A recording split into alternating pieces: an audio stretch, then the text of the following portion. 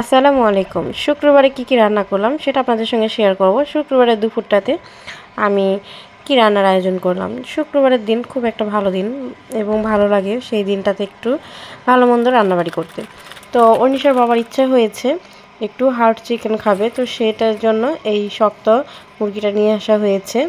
তো আমি সেটা ভালোভাবে পরিষ্কার করে নিয়েছি এবং রান্নার জন্য রেডি করে নিয়েছি এবং সব রকমের মশলা দিয়ে দিলাম। দেখতেই পাইলেন আমি যা যা মাংসে আর কি মশলা দিতে হয় সব মশলা দিয়েছি, দিয়ে আমি হাত দিয়ে ভালোভাবে মেখে নিচ্ছি।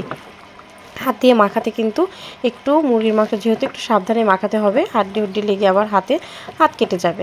তো এই জন্য আমি একটু সাবধানে আস্তে আস্তে কিন্তু মানে মেখে নিচ্ছিলাম। আর হাত দিয়ে মাখালে একটু ভালোও লাগে, মশলা সব কিছু ভিতরে যায়, এই জন্য হাত দিয়ে মেখে নিলাম।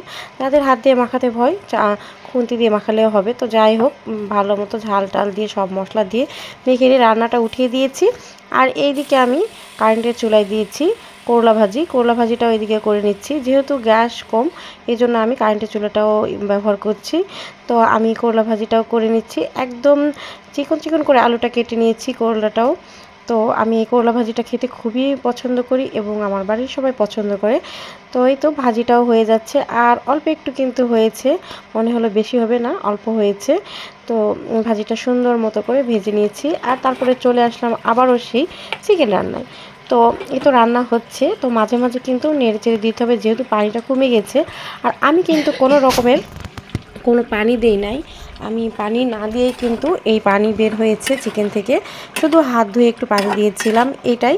তো আমি এখন এটা ভালো মতো সুন্দর করে রান্না করে নিচ্ছি।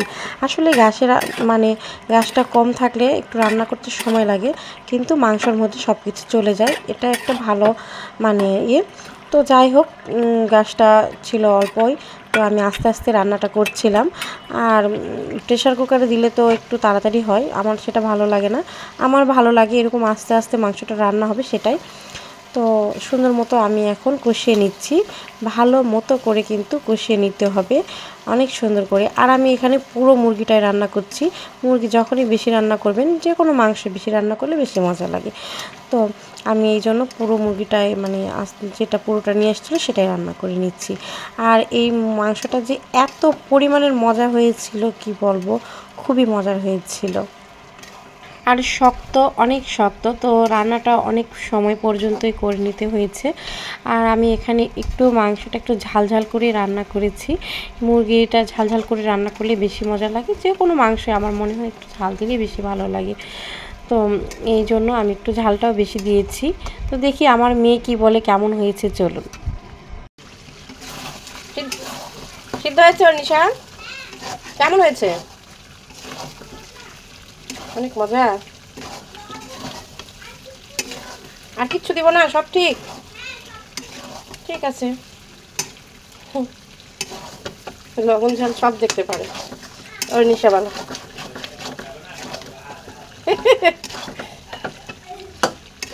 প্রথমে খাবো না, এখন আবার দাও দাও।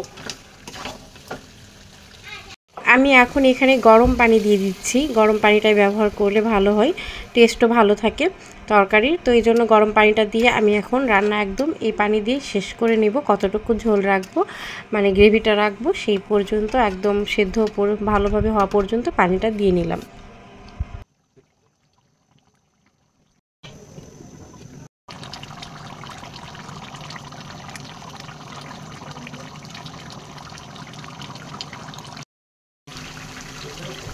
তরকারিটার কালার এত সুন্দর আসছে, খুবই ভালো লাগছে, ক্যামেরার থেকে সামনে আরও সুন্দর। রান্নাটা শেষ, কমপ্লিট, চুলার জাল বন্ধ। রান্নাটা করে মানুষকে খাওয়াতে আসলে অনেক ভালো লাগে আমার কাছে। আমার রান্না করতেও ভীষণ ভীষণ ভালো লাগে, আমি খুবই পছন্দ করি রান্না করতে। তো যাই হোক, আমার রান্নাটা কিন্তু একদম কমপ্লিট হয়ে গিয়েছে।